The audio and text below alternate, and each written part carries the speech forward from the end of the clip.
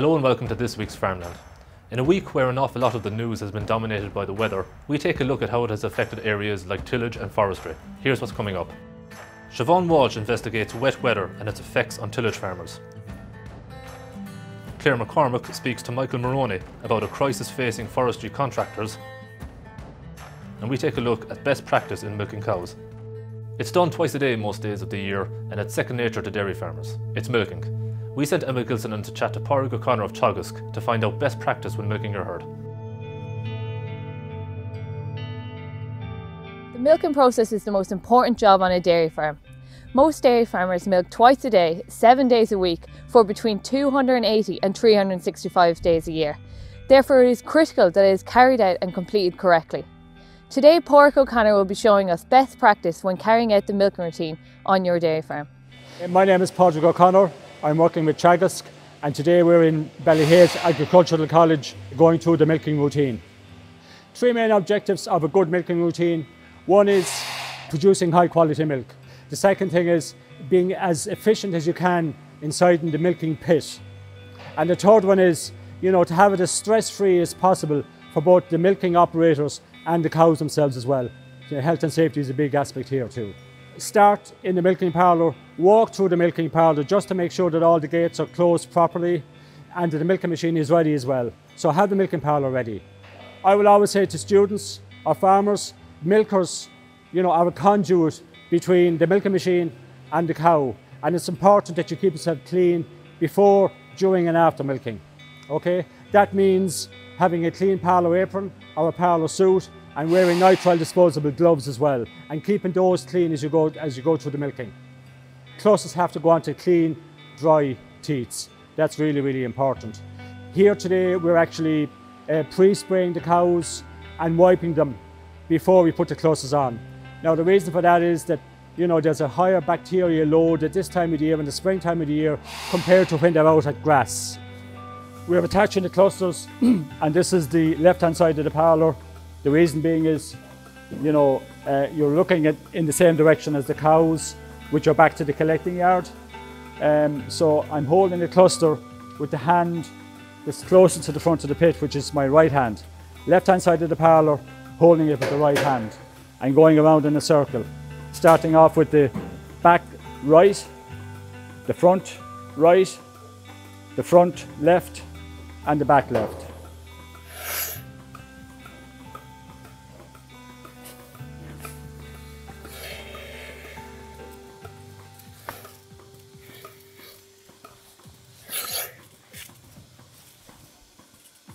It's also important that the cluster sits squarely onto the cow. In other words, good cluster alignment. That's to cut down on any line or slip when the cow is partially milked out or nearly fully milked out, and that will cut down on mastitis levels.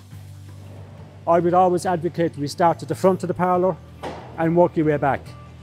Okay, two reasons for that. One is, particularly in bigger parlours, once the first 4 or 5 cows are in place, you can start cupping, you can start preparing and cupping, while the other cows are filtering into the parlour.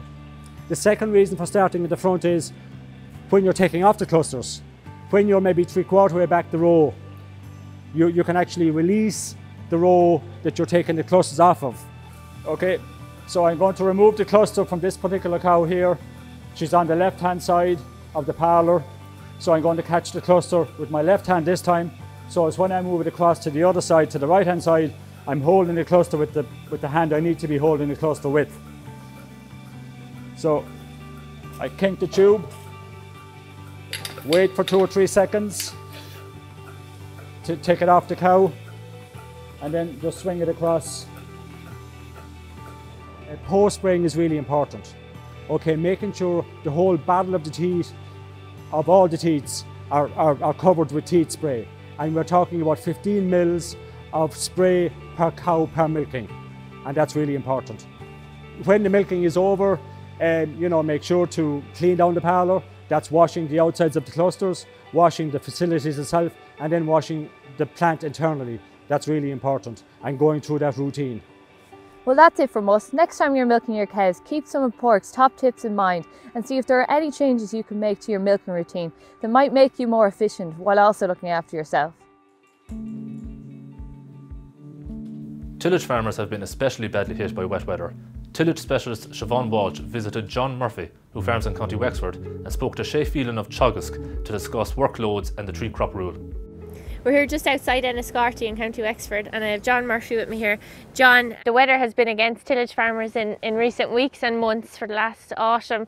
We're in a field of beet here. You've been struggling to get it pulled. Can you tell us maybe a little bit about it? Yeah, Siobhan, we're struggling here for the last, I suppose, ever since the plough match. We've been getting constant rain. We got some of the fodder we harvested early in the year. Now this is one of the fields that would have been left towards the end of the year to have fresh beet out, and as you can see, it's after turning into a salvage job. And we can see the water lying there now. It's obviously very difficult to get out, and but you're struggling in other places on the farm too. So you'd usually sow winter cereals and you don't have any in. Yeah, normally I'd be sowing 2/3, kind of 1/3 for winter cereals towards spring. This year now I've none sowed. Running into problems now with accessing seed for spring crops as well. The spring wheat seed seems to be scarce. Bean seed seems to be scarce as well, and barley seed is going to get scarce, is my fear, because of the high demand that's there for it. But soil tillage farmers are going to struggle badly, and the tree crop rule is something that's going to have to be majorly looked at because of the way weather has gone. And we know we have to meet all the criteria other years, but in this year, the way it's looking, we are going to have to seek a derogation for it. So is it going to affect the economics on your farm as well? Obviously you sow winter crops for a reason. My winter crop mainly would be winter wheat, some winter barley. Like you're saying, when you don't have the winter wheat in the ground, you don't get the tons in the yard. And it's the tons in the yard is what pays the bills essentially when it comes to it. The further time goes on, it's going to get harder to sow crops like beans and spring wheat if the weather doesn't pick up. When's your cut-off point for sowing those crops? Well, I suppose beans, I would sow beans towards the end of March, but you're looking at a yield potential loss there. Spring wheat, you'd like to be getting in. Like Paddy's Day was always kind of a rule for spring wheat, and has kind of become a rule for spring beans as well. And after that, you're taking a yield hit. Obviously then if you have to, you having your winter crops in, so the way your workload will be broken up, you're going to have a lot of pressure points maybe during the year that you wouldn't have if you had the winter crops in. Are you worried about the workload ahead of you? Yeah, well, workload will become big this spring, but it'll carry on then through the summer as well, because of if a man sows all spring barley and he'd be used to sowing a couple of different crops, his spraying is going to be under pressure. When it comes to harvest time, the combines are all going to be under pressure. Yeah. Intakes in grain stores become under pressure. We have no ploughing done at the minute. Now generally I'd be ploughing as I go, and I do a bit of mintill anyway. But again, for the mintill area, there's nothing sprayed off. There's an awful backlog of work there. Like there's on a lot of farms there's slurry to go out, there's dung to go out. Like there's just a backlog, and it's every week that goes by it's getting bigger and bigger. So tillage farmers are facing into a really difficult time. We're going to go down to Oak Park now, and we'll talk to Shea Phelan down there. We're going to get an idea of seed and the area planted. So Shea, thanks for joining us. We're after being down with John Murphy in Wexford, and John has no crops in. It's a fairly reflective of what's going on around the country, is it, Shea, from what you're seeing? Yeah, I suppose, Siobhan, to kind of paint a picture where things are at. As you know, autumn 2019 was a difficult autumn to try and get crops established, and even when we did get crops established, a lot of crops suffered badly with the wet weather after planting. So we have probably maybe somewhere between 50 and 60% of the crop planted that we would have intended to plant. There's probably some of that was going to have to be ripped up and replanted again with spring crops because literally nothing grew. Teagasc have estimates of what's been sown. You're looking at those estimates and maybe revising them. Can you tell us where they're at? We had estimates that somewhere around 50% of the intended winter crop area had been planted. Looking at the department's figures from seed sales, that's probably slightly higher now. Now, how much of that is still in merchants' yards is anybody's guess, or in farmers' yards. There's probably still some seed in yards that hasn't been sown yet. We are higher than what we would have estimated back before Christmas. We're probably somewhere around 60-65%, maybe even at most, is probably going to make it through to harvest. What is critical about that is we normally sow about 260,000 hectares of cereals in total. Yeah. Looking at the figures that are there, we will have probably somewhere in the region of maybe 160 or 170 hectares of spring cereals to go into the ground. My advice for anybody who's looking to sow spring barley would be to get access to that seed as soon as they possibly can. Otherwise, if they're waiting till the end of March, they could be sorely disappointed. Farmers who are traditionally spring crop growers still need to fulfil that 3 crop rule requirement. Yeah. I mean, the derogation that's been given so far is that anybody who can prove that they had winter cereals in 2019, or potatoes or maize, because they were affected last autumn as well during harvest time. If they have those crops declared on their farms for 2019, then they'll be eligible for the exemption. If you fall outside that, it's on a case-by-case basis. The department have said that they'll look at each case individually, but there's no guarantee that they'll get an exemption. For people who have spring crops only, there's no exemption there as of yet, and I don't know whether there's likely to be anything given.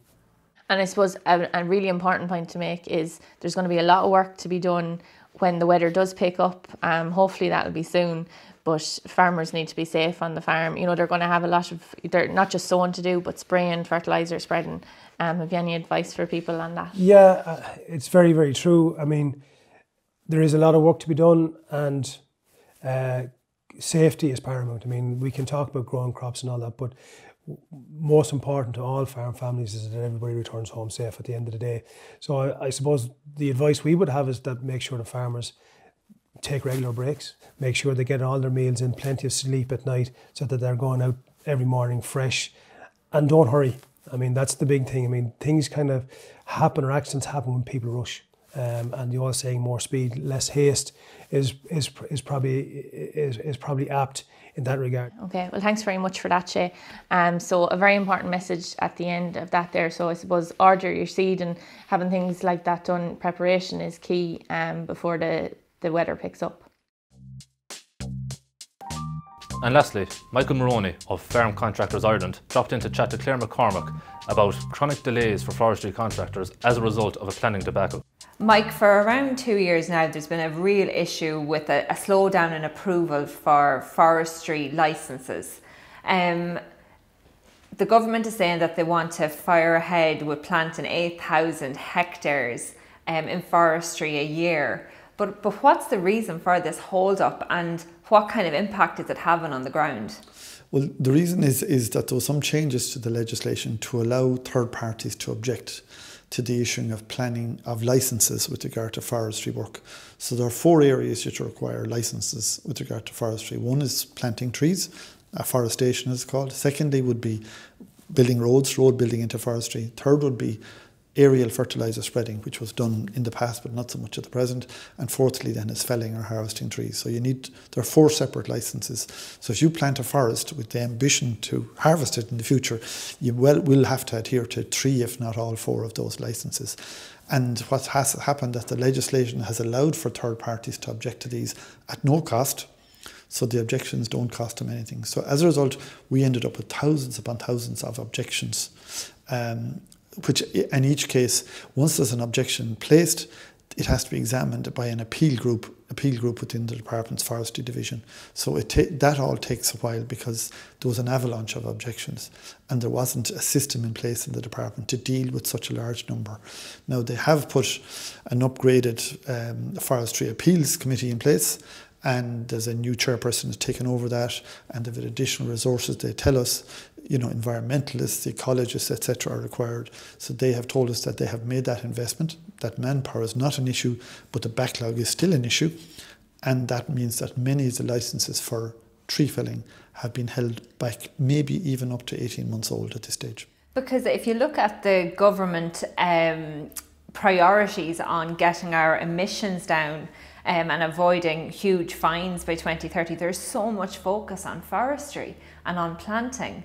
So does that kind of hang in the balance at the moment because of these departmental slowdowns? It most certainly does. And, you know, contractors are hearing their farmer customers who are forestry owners, etc., are more hesitant now. They're saying like they're not believing the message of increasing afforestation. They understand because we're told of the benefits in terms of carbon sequestration, etc., but they're not believing it because there's too many pitfalls along the way in terms of the licensing system. So definitely the department needs to deal with that. It needs to take any logjams out of the system before enough farmers will have confidence to go and plant enough forestry. And in the meantime, from our members' point of view, it's a huge problem because we can't wait that long. If you have a machine investment, you have monthly repayments to pay. If you have to pay skilled drivers, you can't pay them to stand around and wait for an objection to be dealt with. So there are huge costs associated with it. And that's definitely having an impact on how people view forestry. And one person involved in forestry investment has made the comment that they would sell their forestry plantation here because they would feel that our sector is a non-functional sector, given the way the legislation is in place and the way it allows such objections. Mike, do you think that the environmental lobbies have maybe undue or too much influence on say the Department of Agriculture? Is that playing any kind of part here? Because I suppose there are all these kind of broad visions for where we want to go with the agricultural sector, but when you actually dig down into it, it's quite cumbersome and quite difficult to push through on whether it's forestry or the carbon taxes or low emission slurry spreading. Do you think that there's too much maybe undue influence there by the environmental side? And increasingly, like, agriculture isn't about food production or timber production. It seems to be about the environment part of it seems to be taking a more dominant position than the food production part of it. And farmers are good at managing their farms by and large. Like, they're good at managing because it's in their interest to manage their farms properly, to achieve the best production. It's not in their interest to mismanage what they're doing. They do it well. But there seems to be an undue influence from, we'll call it third parties, who may not have a direct understanding or a knowledge or a background in the sector. And now they're giving a different view on it and having a different input.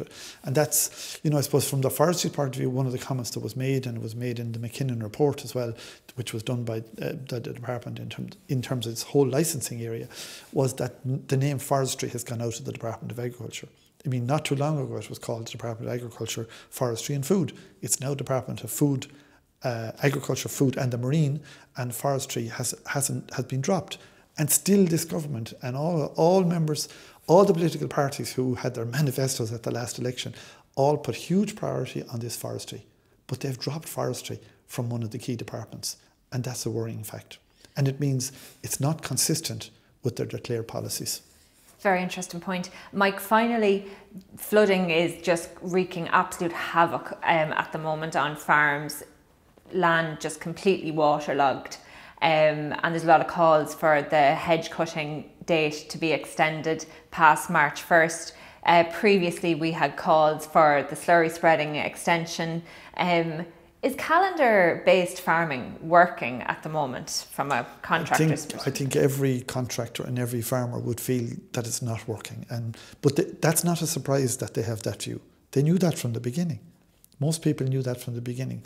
On the flooding issue, I suppose the simple answer is the notion that the Dutch people say when we go to see them. They say, if Irish people were in Holland, you'd have all drowned in the flood. We don't take drainage seriously at all. And you don't see much maintenance of farm drains going on, and there's not much encouragement for them to do it. In Holland, for example, and they have an acute problem with drainage. We all know it. We all know the history attached to it. But in areas of Holland, by law, you must clean your drains twice a year. But in most of Holland, you must, by law, clean your drains once a year. We have no concept of what drain water management is in this country. We don't even make an effort in the Department of Agriculture. We used to have a land project section in the Department of Agriculture where there was some expertise on drainage and soils. That's non-existent at the moment. There's no expertise in the Department of Agriculture. There's some expertise in Teagasc in that area. But as national interest, and given our high rainfall, we don't put any effort into drainage maintenance and a limited effort into catchment area maintenance through the Office of Public Works. But right throughout the country, everywhere you go, it's rare to see drainage maintenance taking place, and it's an essential part of water level management. We'll have to leave it there, Mike. Thanks for coming in to us. That's all for this week. You can find all our latest news on the Agriland app and agriland.ie. See you next week.